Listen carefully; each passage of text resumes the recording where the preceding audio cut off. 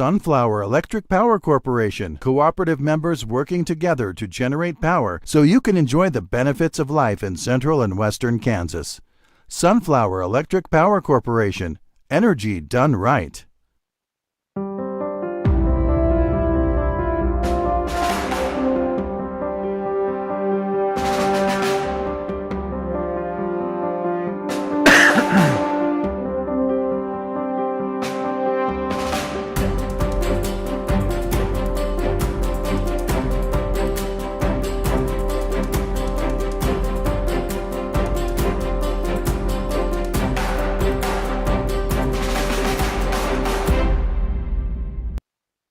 Good evening and welcome to the Kansas Legislature, your weekend Friday evening show on dealing with politics and policy of the Kansas Legislature in Topeka.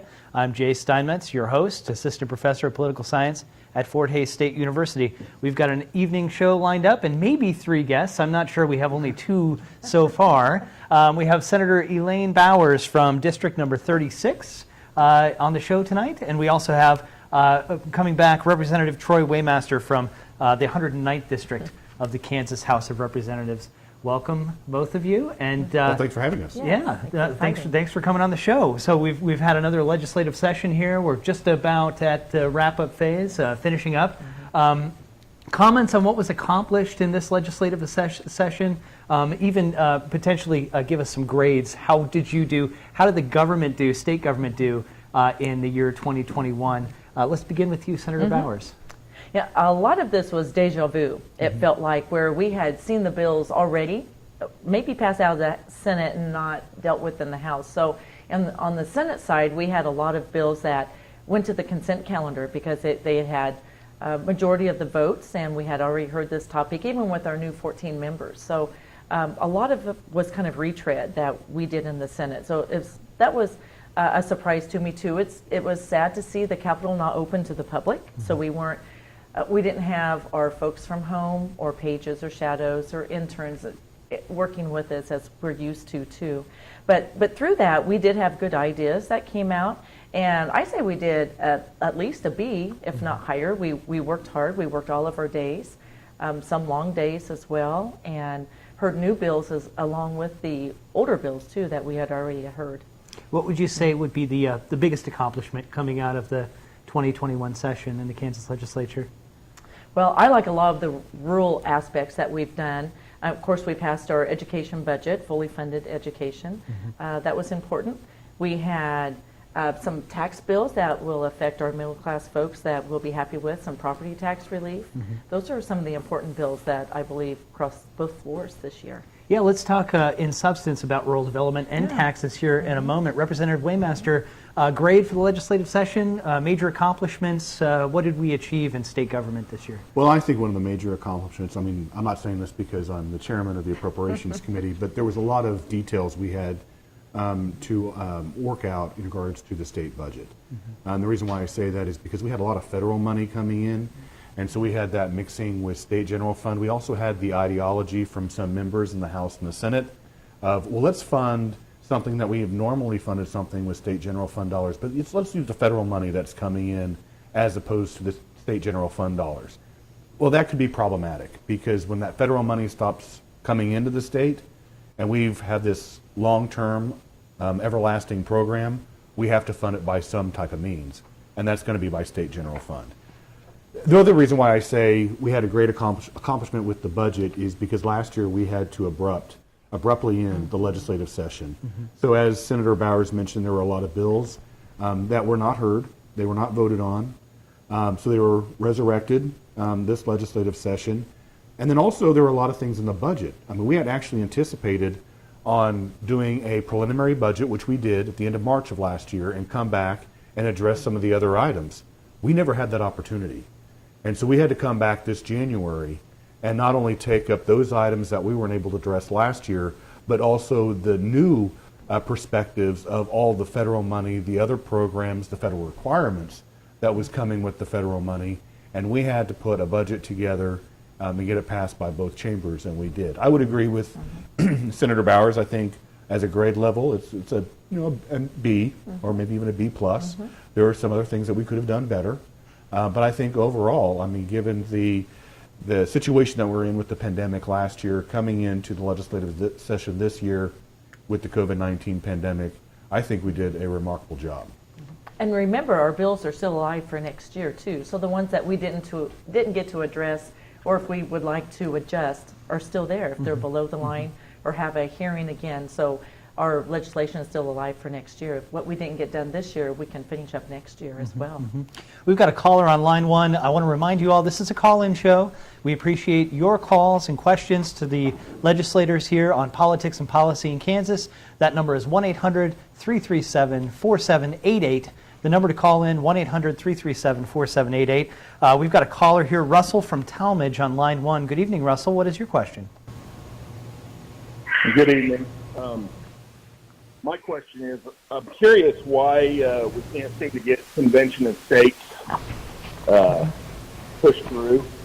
We can't quite hear you, Russell. If it's possible to... I believe I understand, Jay, the Can you hear? question. Okay. Yes. Good. Hi, Russell. Nice to chat with you. Convention of States says this is a grassroots effort that's been around a lot of years. In fact, the last vote was 2018. And the question is where the confusion comes in with this. So the Convention of States is asking 2/3 of 50 states, so 34 states, to belong to a convention. And the main goals, and we won't disagree with this at all, is fiscal restraint, so a balanced budget, term limits, and some other items. And what the Senate bill asked this year was to look at this bill, this resolution, and pass it at a simple majority rather than the 2/3 margin. So there's some confusion with this, that the Attorney General had opinion that says we're in doubt if the Senate rules does not state 2/3, they're silent, but the House rules state 2/3 vote, 84 votes must pass out of the House, but also the Kansas Constitution says this as well. So therein lies the confusion. And we had probably a 2-hour, if not even longer than that, debate on the floor. And the vote was to send it back to committee. There is an amendment on there that limits the time to 2 years, which is a hindrance to the program. But also, do we need 2/3, which is what the body was seeming to lean towards. So watch for that bill to come back out. The good news, it's alive. I imagine it will be tweaked, maybe removing that amendment, but also acknowledging 2/3 could be the right number, because if we muddy and murky up this question, then it goes to the House. Are they comfortable voting on a measure that they know requires 2/3 with their rules? So I believe that the best way to do this, it's alive in committee, to send it back out without the amendment and get the 27 votes it needs in the Senate. And I'm fairly confident those 27 votes are there so it can move to the House. Now, sadly, there wasn't an effort in the House like there was the Senate. So there's 1 year wasted, as far as I could see, that the House members could be analyzing this as well. But there again, it's alive for next year, so the House can take this up. And the Senate, I imagine, will be one of the first things that we do when we come back in January. So the bill's alive, it's in great shape, and I would be watching for a 27 vote count on it, which is a 2/3 margin in the Senate. Thoughts on this, Representative Waymaster? You know, this has been a topic of discussion in the 9 sessions that I've been in the legislature. And every year we receive emails from individuals in regarding to Article 5 or the Convention of States. And actually the House has taken up the vote twice. I believe one time was in 2015, I think the other was in 2018. And we've always failed short of getting the 84 votes, which is the 2/3 requirement, in order to pass the Convention of States on to the Senate. It'll come up again, Yes. And I would be actually surprised if the House Federal and State Affairs Committee does not have a hearing on it next year, just given the traction that it had in the Senate.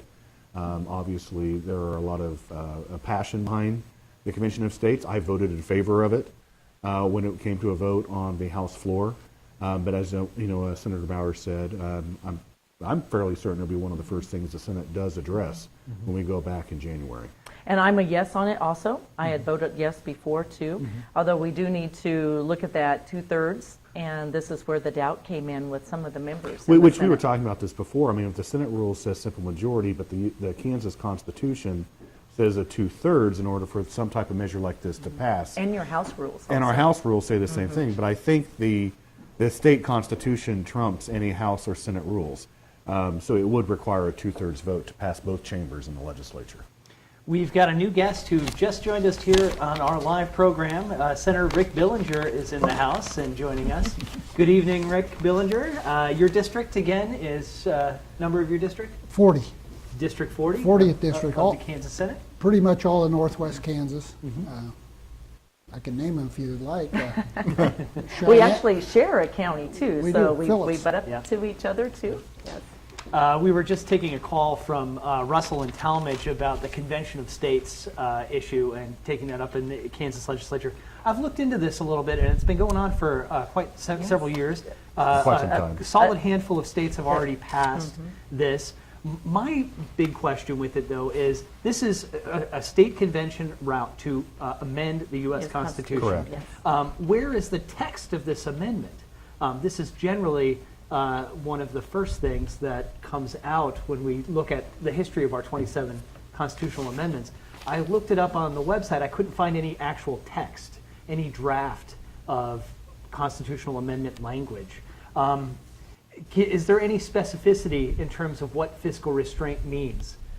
Is there any specificity in terms of what term limits might be for such a constitutional amendment? These details seem to be actually crucial if we're going to amend the U.S. Constitution. Any thoughts on this, Representative Waymaster? Well, no, I would agree. I mean, there's to be some specific language in regards to how we're going to address it, but I think that's the whole reason for the convention itself, is to come up with that language in order to make changes to the U.S. Constitution. And obviously there is a groundswell out there of individuals who are upset on the actions or how the federal government is currently handling things. I mean, I've been brought up many times by constituents or people that I know personally about term limits. I have my own opinion about that, but others have their own opinion about term limits themselves. And that's just something that we would have to address.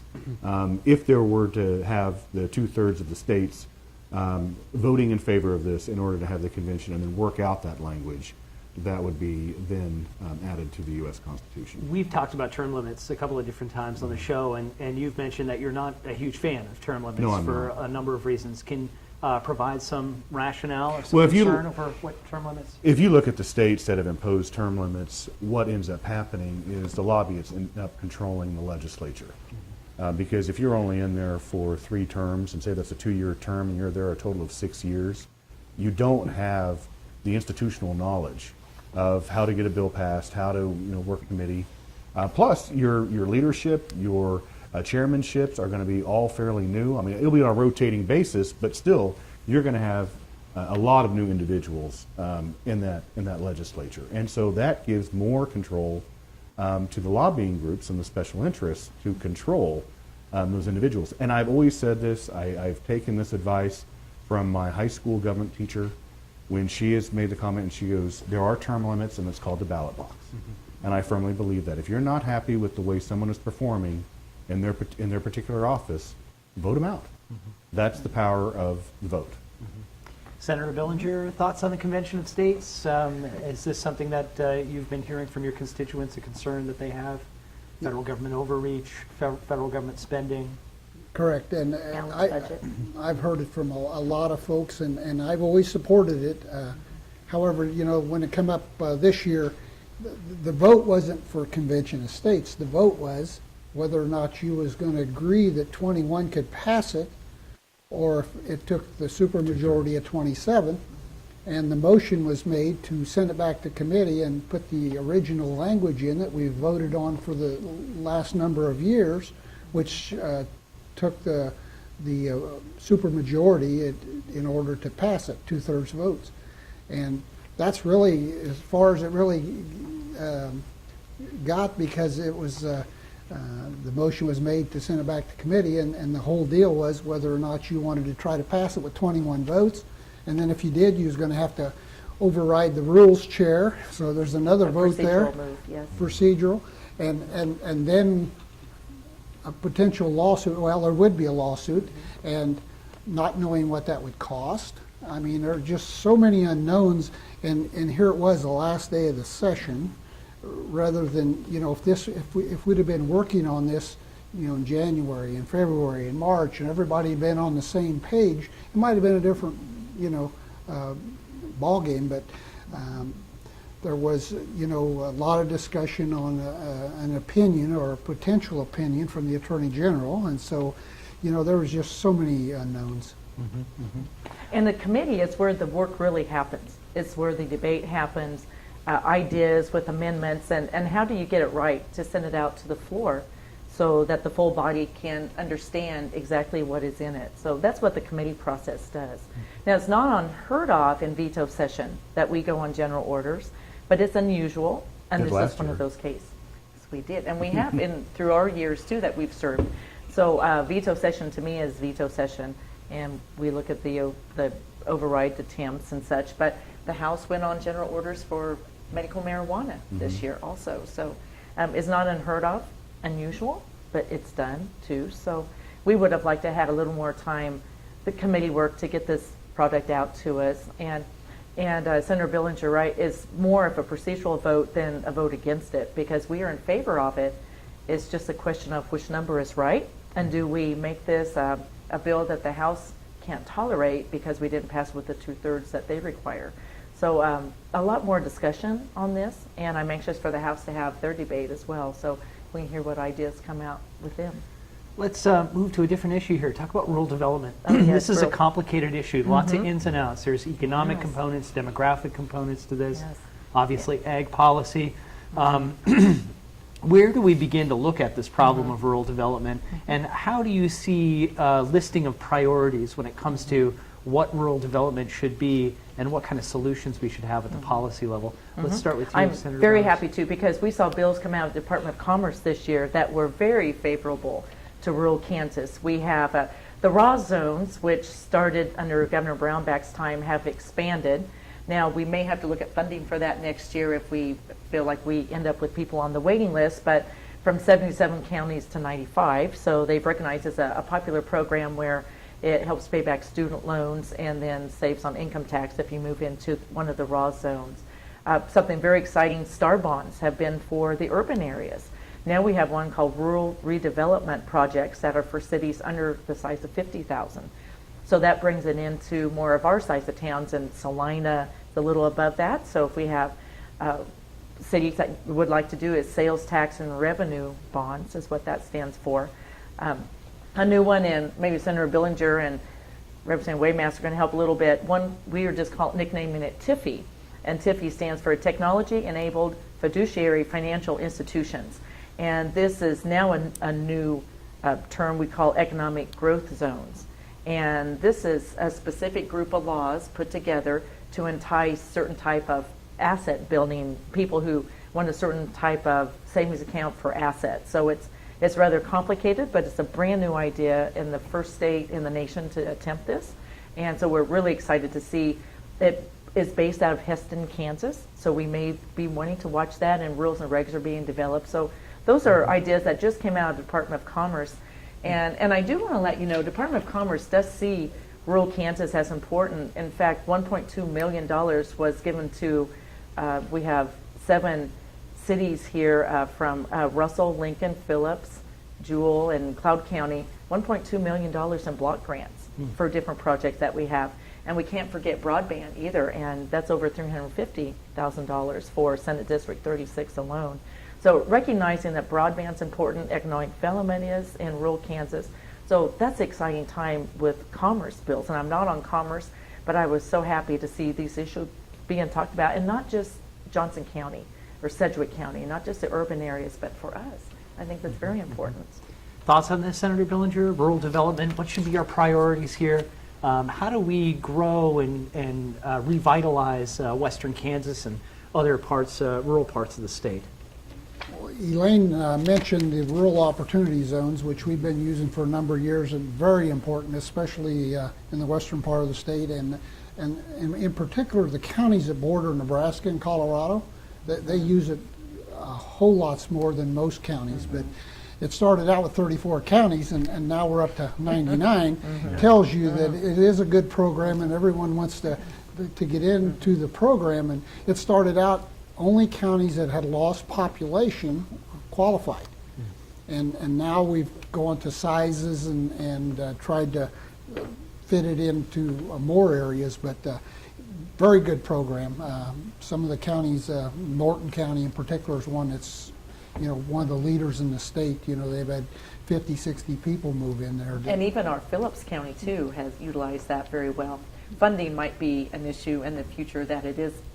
But since we have both budget chairs here, we could work on that. Talk about the funding aspect. Representative Waymaster, your thoughts on rural development priorities? If you look at holistically on what we need to do for rural economic development, one, we have to address the housing issue that we have in our rural areas of the state.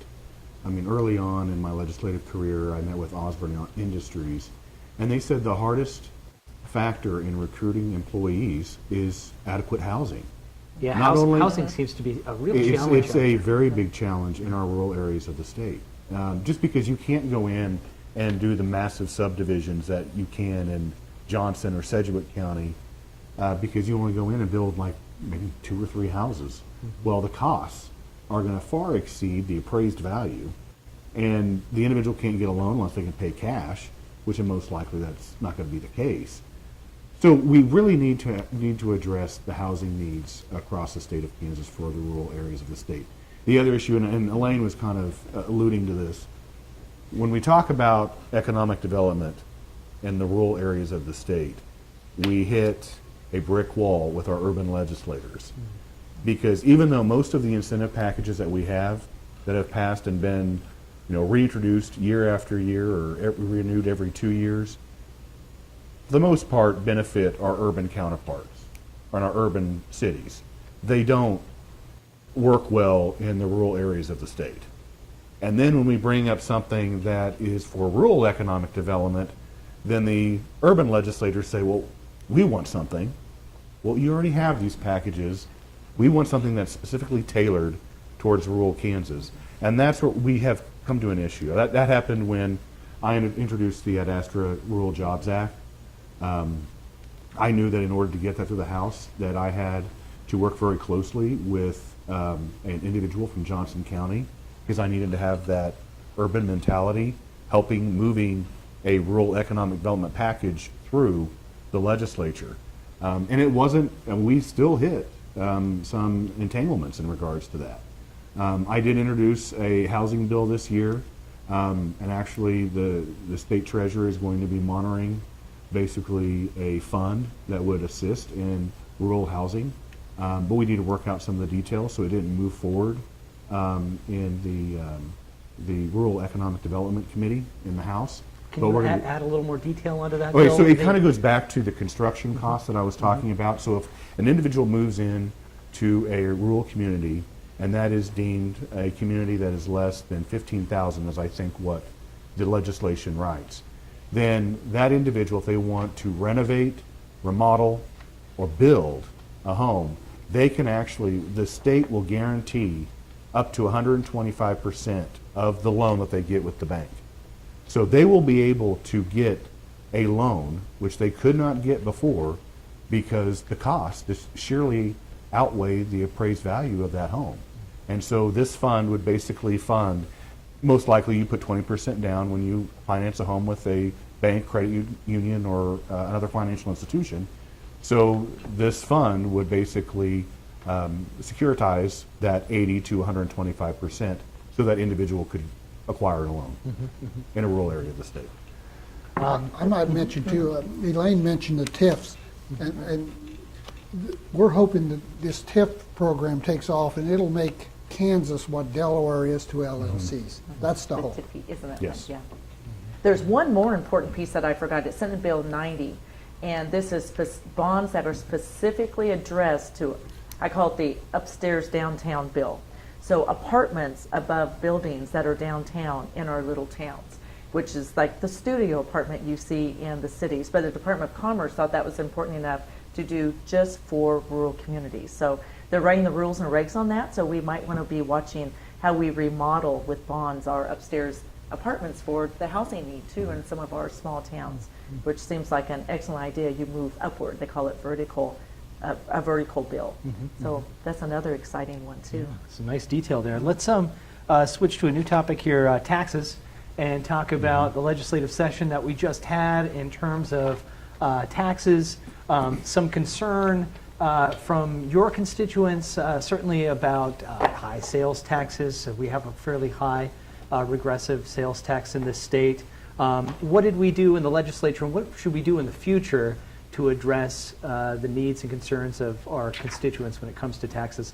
Let's start with Representative Waymaster. Well, this has been a discussion for many years, and I know being in some town halls with Senator Billinger, he always talks about the decoupling from the federal tax change laws of 2017, where Kansas is one of 7 states that hadn't decoupled from those federal tax laws, which actually meant for higher taxes for the people in the state of Kansas.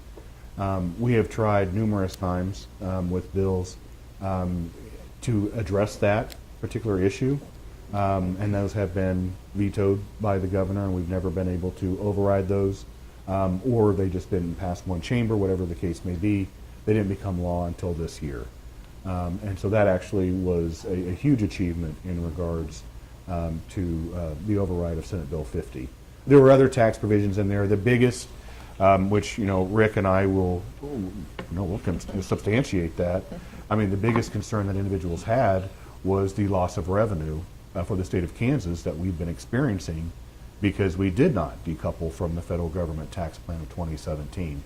But after the consensus revenue estimate numbers came out on April 20th, Kansas is in a very healthy position, more so than we were a year ago. I mean, when we got those revenue estimates last April, it was a very dire situation. I would say, I always said they were being extremely pessimistic in April. But then again, we were in the middle of a shutdown. We were at the onset of a global pandemic. We had no idea what the tax revenues were going to be. November, those numbers changed. April, they changed again. And when we passed our budget, it was an ending balance of $514 million to the good, which a year ago, I don't think any of us sitting at this table thought we would see ourselves in that financial position. So can we give some tax relief to the Kansans, given the financial stability that we're in? Yes, I think we can. Senator Billinger, thoughts on this? The decoupling issue, you Right, support and that? And the decoupling, and there was so much misinformation out there. If you read the newspapers, there's a huge tax cut for the rich. That wasn't even close. it benefits higher income earners, No, decoupling? no. Higher income earners already have enough to itemize, so it didn't affect them. It affected the folks that were itemizing that maybe had 14,000 or 15 or 18. People between 12.5 and 24.5. Those are the folks that seen a large tax increase because they were no longer able to itemize. The people that have a lot, they have plenty of deductions. They're itemizing whether it's 25,000 or more. I mean, they are. But it's the working people in Kansas that were itemizing between that 12.5 and that 24.5. Those are the folks that seen a large increase. Now they'll be able to itemize like they were prior. We also raised the standard deduction. First time that'd been raised in a long, long time. $3,500 a person. Right. So it's still, compared to the federal standard deduction, is still very low, but it's a move in the right direction, and it helps the folks that don't have the opportunity to itemize. So that's. I think it's going to be impactful for Kansans. I think it'll, and like I said, this is the working Kansans, and it bothers me when I read the newspapers and they were so misleading on how this cut really was. It did have some tax cuts in there for industry. And just for instance, we have a lot of industries in Kansas that do business in foreign countries. Up until 2017, when the Trump tax cuts, they had never, ever paid taxes on sales in foreign countries. They hadn't. And all of a sudden, when we didn't decouple, they're paying. So, for instance, Oklahoma, they're decoupled, Missouri's decoupled, Colorado, all of our surrounding states are decoupled. So if you're Spirit and you're in Wichita, but you also have a place in Oklahoma, I'd run everything through our store in Oklahoma because you don't have to pay those taxes. So it's a disadvantage for us as far as industry. And, we've got a lot of ag industry that, does a lot of foreign sales. So that was the other piece of that. Senator Bowers? And thoughts? I might mention internet sales for our downtown stores where sales tax wasn't being collected on purchases. I always think of cameras, for instance. You go hold the camera in a brick and mortar store who pays property tax and collects the sales tax and sends it in, versus go to a retailer online and pay 20% off and no income or no sales tax. So that was another piece that was in there. So the sales tax collection on the internet. And another piece that makes us feel good too, but we do codify it in law, the people who had fraudulent 1099s forms sent to them will not have to claim that on their Kansas income tax. So we made that clear. We didn't want this to happen because due to the unemployment problems that we had, those did go out and not all of them got corrected. So this bill, Senate Bill 50, also addresses that too. So I think that's a really important piece. Yeah, let's cover Department of Labor and unemployment issues here in just a sec. But the tax on internet sales. Do you have an idea of the projected revenue that would bring in, just that one piece? I think it was like 26 million. Yeah, it's 26 million or so? So pretty significant. and a lot of I've seen companies have even been, higher numbers on and some have been collecting it and sending it in as well. But I see it as high as like 50 million, maybe 54. So something that might increase revenue, but also help Kansas small businesses. That's right, and, who do businesses in pay Kansas. the property taxes, who do have a physical location. And I think that's important. We've talked about that a long time. We don't look at it as a tax increase. It was the fairness of the tax. And it's been addressed for many years. So I'm very happy to see that fixed in this bill also. You have a number there, Representative Waymaster? Actually, according to the governor's budget that she submitted in January, is 43.1 million was the projection amount that it would bring into the state Wow. for the market facilitator part of Senate Bill 50. Let's talk about Department of Labor, unemployment. From my understanding, it's number one issue for a lot of your constituents Yes. and concerns. Yes. We're moving forward, trying to clean up some of the problems in the Department of Labor. What are your thoughts on this? Where do we stand right now? How do we move forward in ways that can alleviate and fix the problems that are presently here, but also long-term can solve the sort of deeper institutional problems and security problems that these obviously were revealed with this concern. You want to begin here? Oh, yes. In fact, Senator I believe my mates here would say the same thing.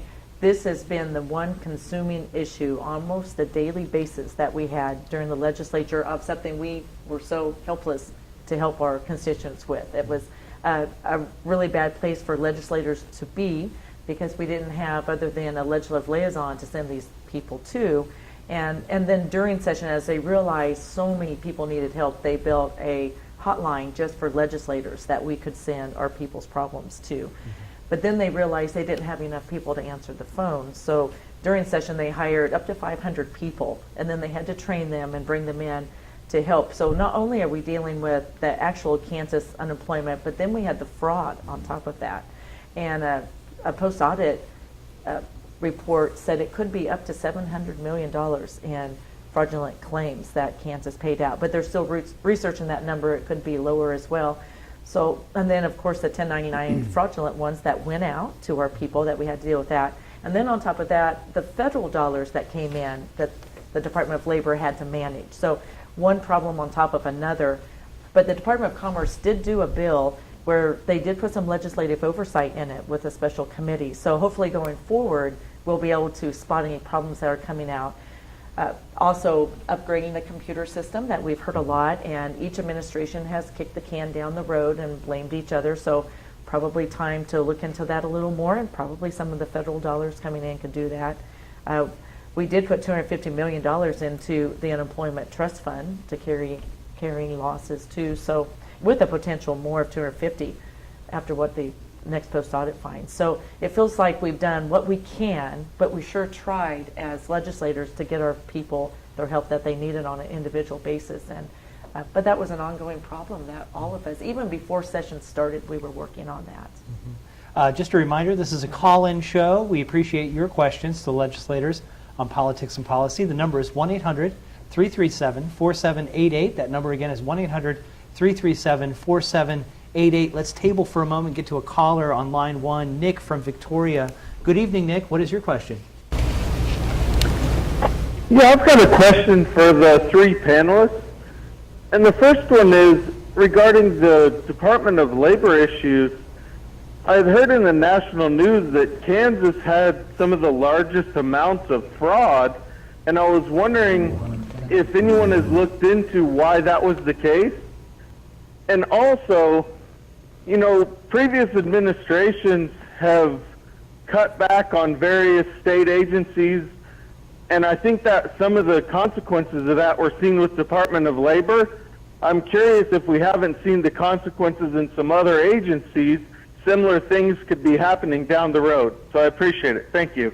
Great. Two questions there from Nick. The first one, Kansas has a higher rate, I think it's number 2 in the country or number one in the country. Number 1 in fraud. In terms of fraud. Why is that the case? I think is basically the question there. And then we can take that second question in a moment. Representative Waymaster, you want to? Well, to answer that question of why are we number 1, that's a question we've been asking the Department of Labor as well. In some cases, the response was, well, we were told that when in doubt, pay out. And so they were paying all these claims while we were not in session. These claims were being paid in the summer and the fall of 2020, in the winter. And then it basically just got to an area of, it was just, obviously it was fraudulent. I mean, we knew there were fraudulent claims, but we couldn't recoup that money back and put that money back into the unemployment trust fund. We're still trying to grasp exactly what happened and why Kansas is now the number 1 state of paying fraudulent claims from our unemployment fund. Some of those obviously will argue, and I think Nick kind of even alluded to this, was in regards to the system. Elaine mentioned it. We did have an antiquated system. Maybe it was easy to hack into, and they were able to get the payments out of there because of the antiquated system. We're still trying to get the answers as to what really happened. Now, they did set up, I believe it was in February, a fraud division with the Department of Labor where they went through numerous checkpoint to make sure that the individual who was filing the claim was actually a legitimate case. But then what you also happened, as Senator Bowers was mentioning before in regards to the Department of Labor, then we had constituents who actually were legitimate claims being flagged as fraud, and then they're contacting us to get back in contact with the Department of Labor, and I'm sure all of us still have legitimate cases where they have not been addressed because they're still being flagged as fraud. I mean, it's been a huge issue with the Department of Labor. In the regards of cutting, Nick had also mentioned that as well, and Senator Bowers mentioned this too, that each administration will blame the other for not actually completing the system with the Department of Labor. That was actually put into place many years ago, then it was stopped. And now we're going to be looking at an entirely new system that passed in the budget bill that we had before we left on the April break. So we are addressing that issue, but it's basically you just come to a conundrum and you have to do something in order to stop the widespread fraud that was going on with the Department of Labor.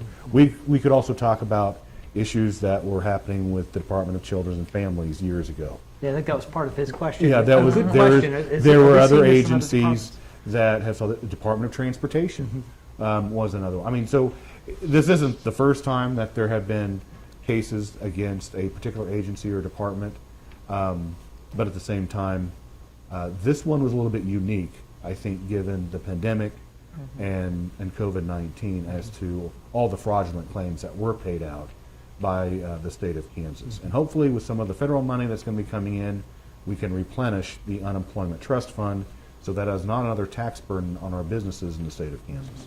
Senator Billinger, thoughts? Yes, it's a total disaster. And Kansas wasn't the only state that had issues with their computer system. Colorado did, but they managed to address it as they went on. The Senate had a committee meeting with Commerce and the Secretary early on in the process. And the minority leader accused them of being racist.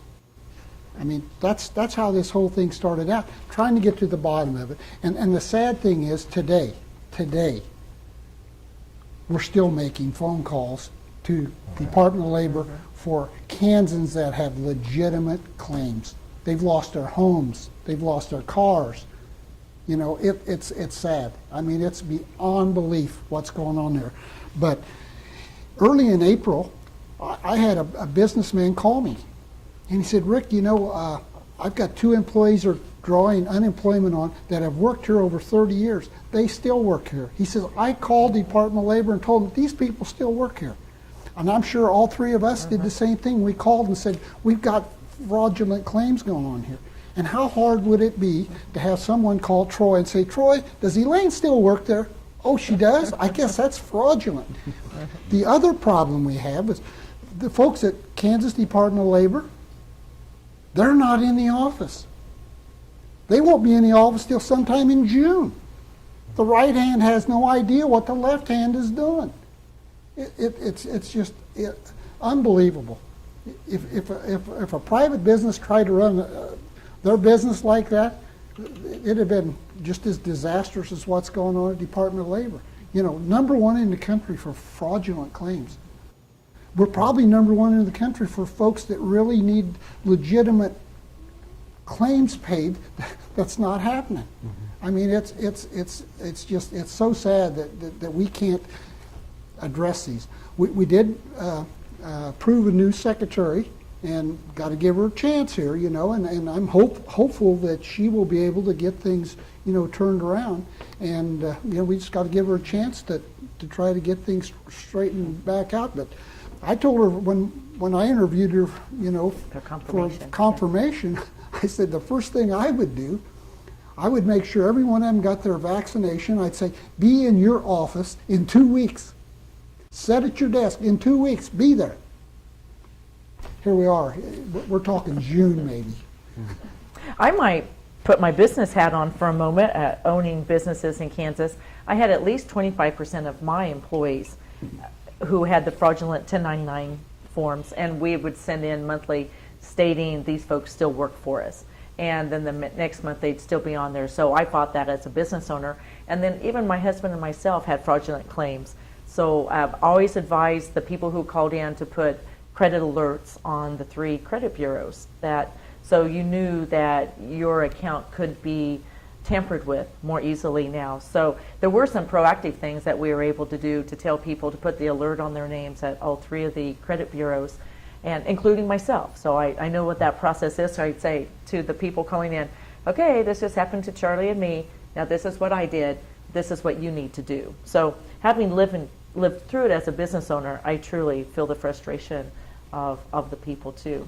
Let's get to another. We might mention just real briefly too, if someone has a fraudulent claim against them, they need to go and try and contact Department of Labor to get a 1099-S, so they are not responsible for the funds that have been paid out in a fraudulent claim. And I know you have a call too, Jay, but something they put in the budget, which is really smart language. If you could not pay your bills, you could go to the Department of Labor and get a letter stating, because I wasn't paid in a timely manner from the state due to the complications within the Department of Labor, they now can have a credit letter to take to their creditors or to the credit bureaus. And that's very smart move to do.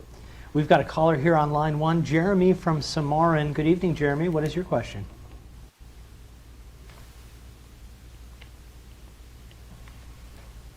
Jeremy, are you there?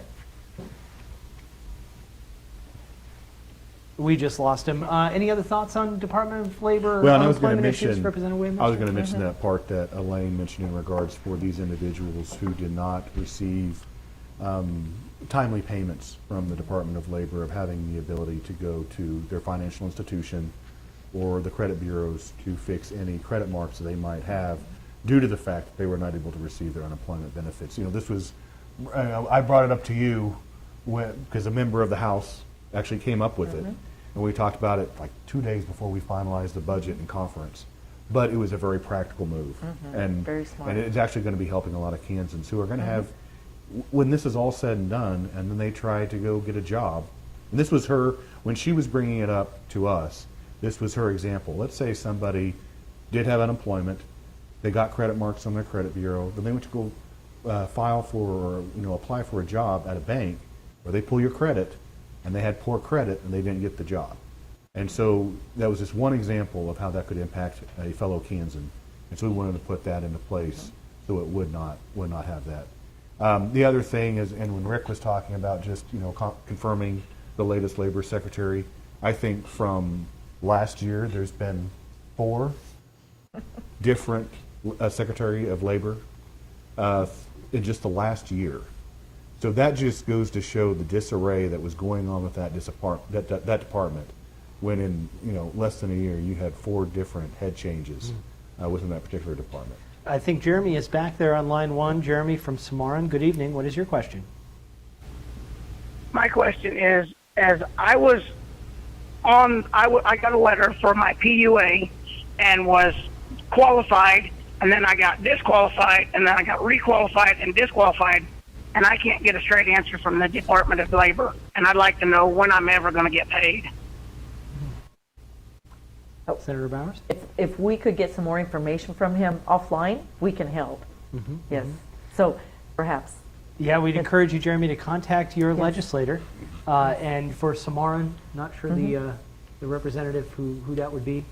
He can contact Any of us, yes. Yeah. So here's what we need, because we do get blanket emails too, but the last 4 of a Social Security number, a good working phone number, those are 2 important, and full name, and then it helps us to know where they live. So that's the data that gets us started. But if he went to the legislative website, he can go to the roster and find any of us and click on our link and send an email directly to us. But we can put him in touch with the right people. Great, good. Let's talk about vaccinations a little bit. Vaccinations are readily available, now been approved for, I believe, down to the age of 12. So 12 and above, plenty of supply, but the concern is demand. Demand has been tapering off, and we're not really at herd immunity levels yet. I think the state of Kansas, right smack in the middle, about 52% or so of Kansans have had at least 1 dose if it's a 2-dose vaccine. How do we, and how do you folks as elected officials encourage the public to go out and get a safe and effective vaccine so we can get herd immunity and kind of move on from this? Senator Billinger, you want to take that first?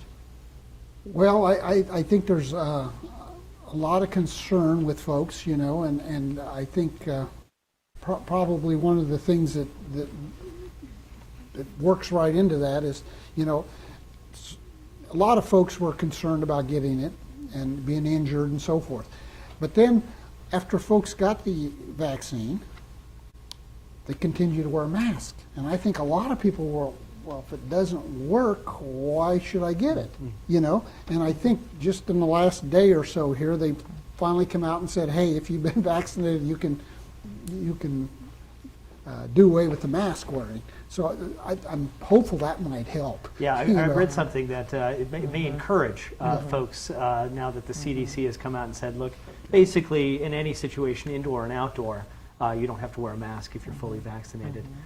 Is that the kind of thing we need? Or is there a messaging component here to encourage the public? There was concern initially, but we haven't seen any real evidence that of any bad side effects or enduring side effects to the vaccine. How do we encourage the public to get that vaccine, Senator Bowers? Well, I do think the second shot scared people, where folks heard that they were going to be sicker on the second one.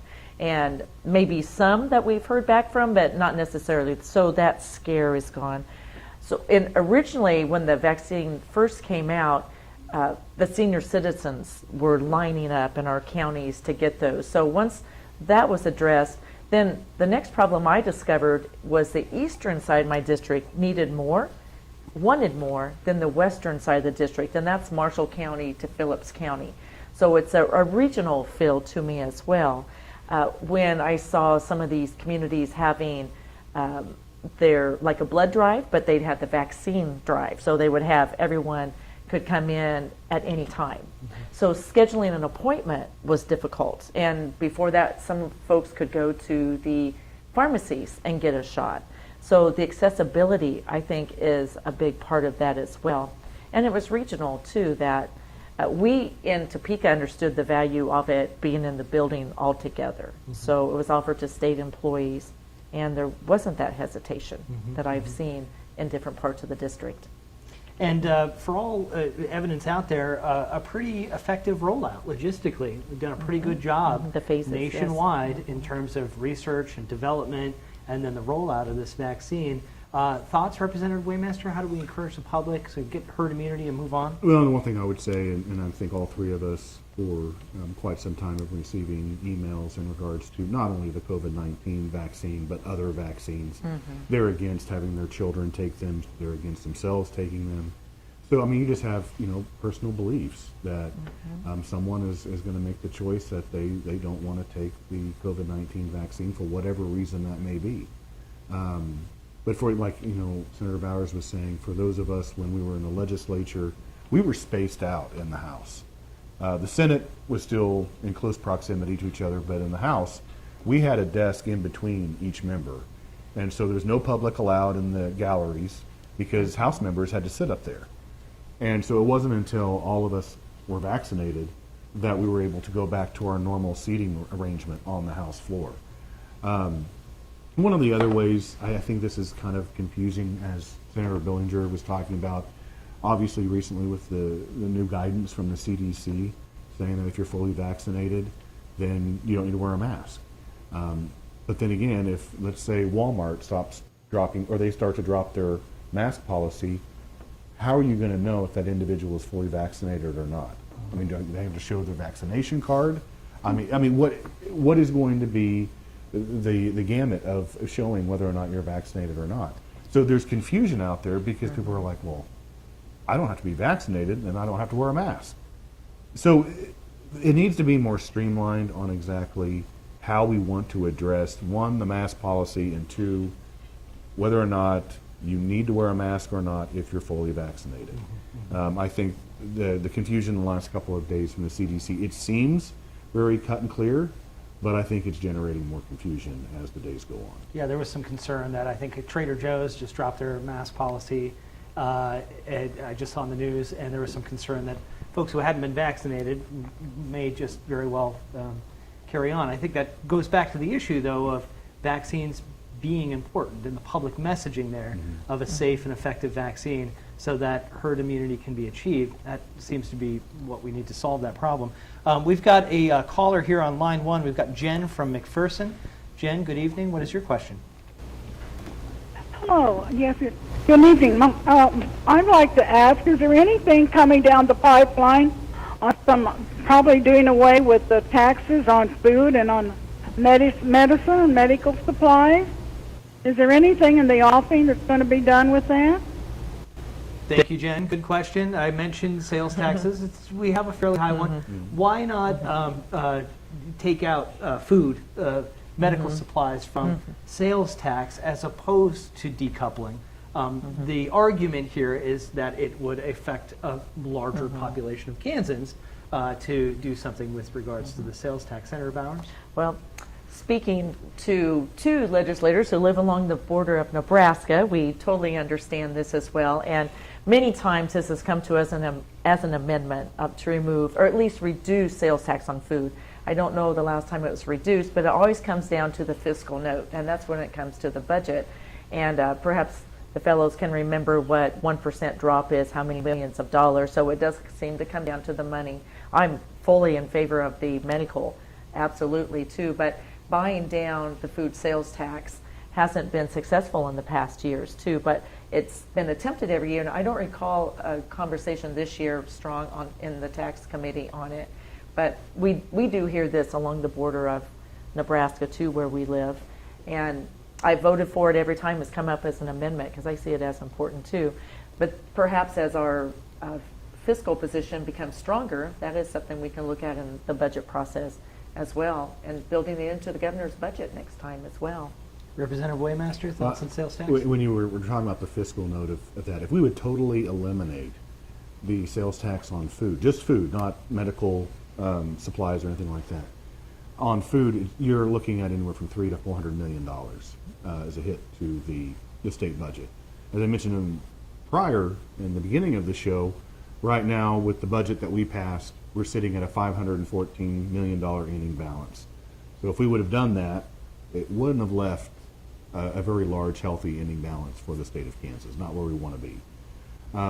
It's obviously a discussion that we can have, and we've had this discussion many times. Actually, last year, I think in the tax bill, we did have a reduction in state sales food tax, but that was vetoed. And so it was in there. It wasn't, in my opinion, it wasn't much of a reduction, but it was some kind of reduction in regards to food sales tax. But it was also with that decoupling component, which the governor didn't like, and that's why she vetoed it. It's an ongoing conversation that we're always having.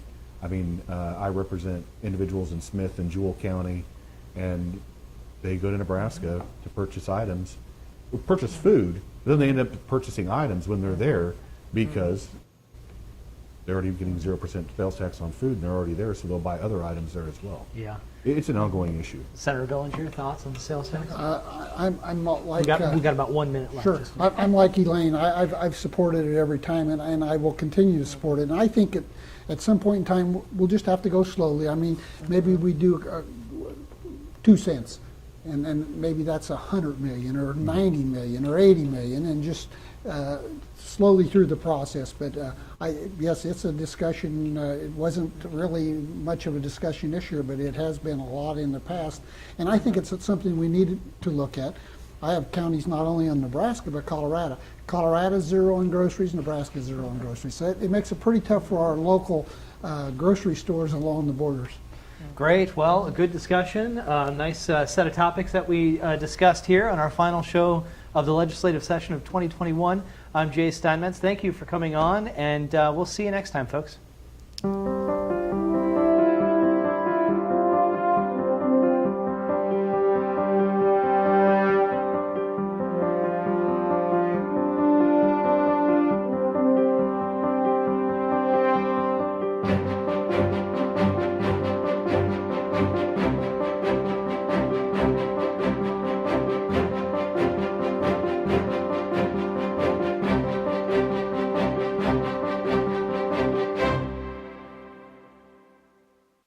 Sunflower Electric Power Corporation, cooperative members working together to generate power so you can enjoy the benefits of life in central and western Kansas.